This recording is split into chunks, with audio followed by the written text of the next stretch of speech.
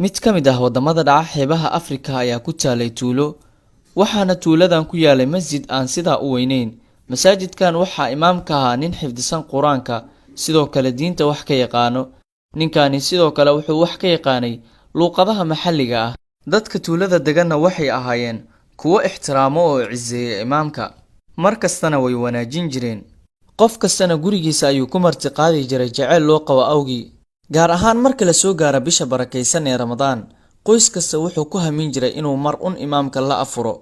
Habeen kastana guri gooni ah ayaa looga yeeri jiray si uu ula afuro. Muddo kadib, habeenada ka mid ah waxaa marti sooray ninkii imaamka ahaa, qoys degnaa tuulada.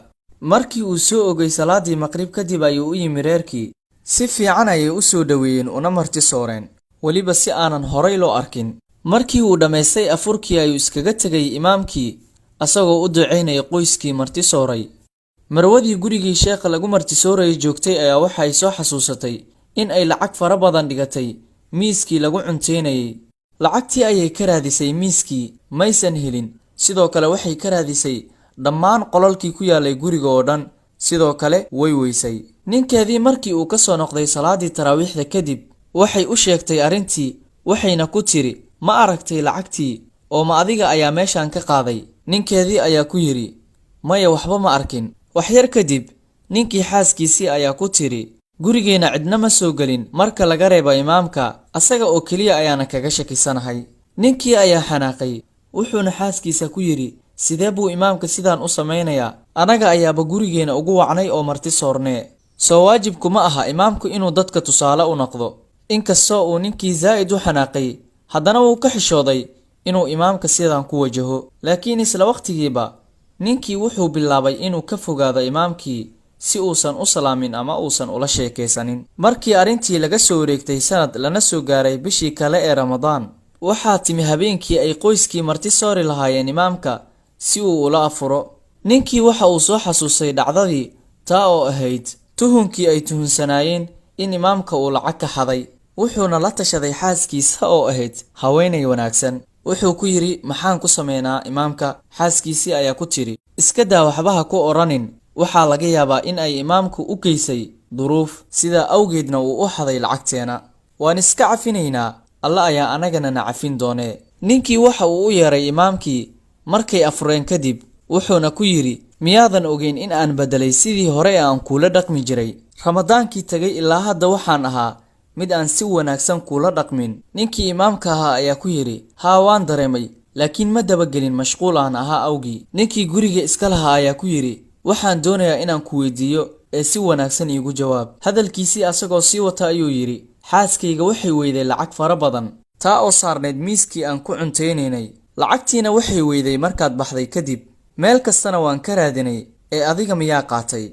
Ninkii imaamka ahaa ayaa ku yiri, haa aniga ayaa qaaday.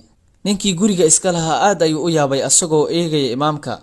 Ninkii imaamka ahaa oo hadalkiisa sii wata ayaa yiri, lacagtu waxay taallay daaqadda agteeda, daaqaduna way furneed. Waxaana daaqadii soo gashay hawo, taa oo lacagtii dhan kala fardhisay. Aniguna waan isku soo ururiyey si aysan u lumin. Waxaana idiin geliyey kitaabka Quraanka ah, si aydan u weynin oo ay raadinteedu idinkugu adkaanin. Imaamkii ayaa madaxiisa hoos u dhigay, kadib wuxuu bilaabay inuu aad u ooyo. Markaasuu wuxuu ku yiri, ma garanaysaa waxa aan la oynayo? Lama oynayo shakiga aad iga qaadeen awgii, balse waxaan la oynayaa in qoyskiina qof ka mid ah uusan sanad dhan Quraanka akhrinin, kitaabka musxafka ahna uusan kala furin. Haddii aad kitaabka Quraanka ah mar kaliya furi lahaydeen, waxaad heli lahaydeen lacagtiina.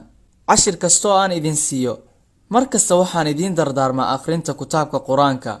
waxaan idin soo xasuusinayaa xadiiskii suubanaheena Muhammad sallallahu alayhi wa sallam kaasoo oranayo, iqra'u al-Qur'aan fa innahu ya'ti yawma al-qiyaamati shafiican li asxaabihi.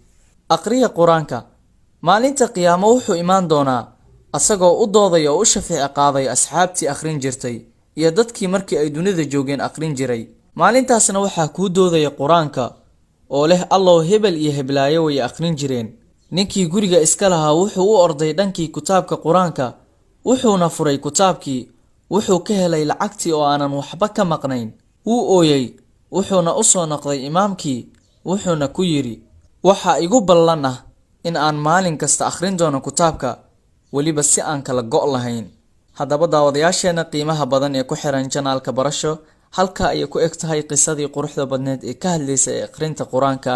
dhammaan inta daawanaysa muuqaalkan waxaan kula dardaarmayaa in ay akhriyaan kitaabka qur-aanka kuna camal falaan. waa ku mahadsantihiin daawashada muuqaalkan.